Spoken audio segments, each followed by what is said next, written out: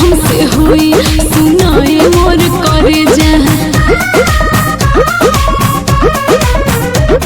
अब बात न हमसे हुई सुनाए मोर करे जा। देले बाड़ा तू जवन मोबाइल के ले जा। अरे याद कर जहिया कुआर रहलू। हाँ पियावा से पहिले हम बाहर रहलू। से का याद कर जहिया कुआर रहलू। पियावा से पहिले हम बाहर रहलू।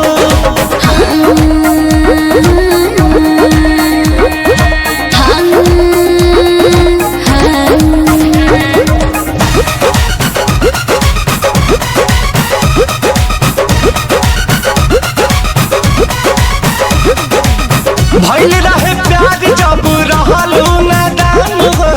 हम ही खिया के तोके कोई निशान हो।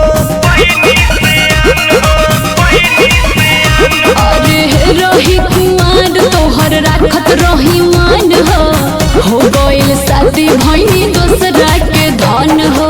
चाहे जान जाते बारू तो हमके जानी भुलई हो। पापा जी से दिन धरा के जल्दी तू चली आई हो। भागे खातिर संगे तैयार रहलू। पियावा से पहिले हमार रहलू। याद कर जहिया कुआर रहलू।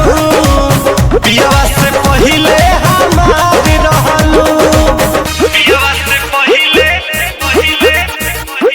हमार रहलू।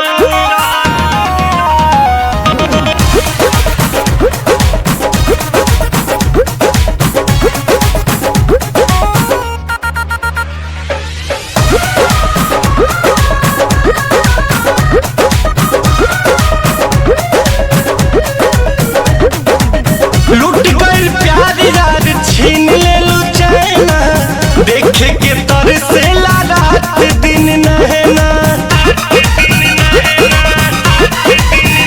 हाँ तोहरा से बेसी सितम सहतानी का कहे और कोई से रहतानी। माटी में मिला दिहलू तू सोचल सारा सपना।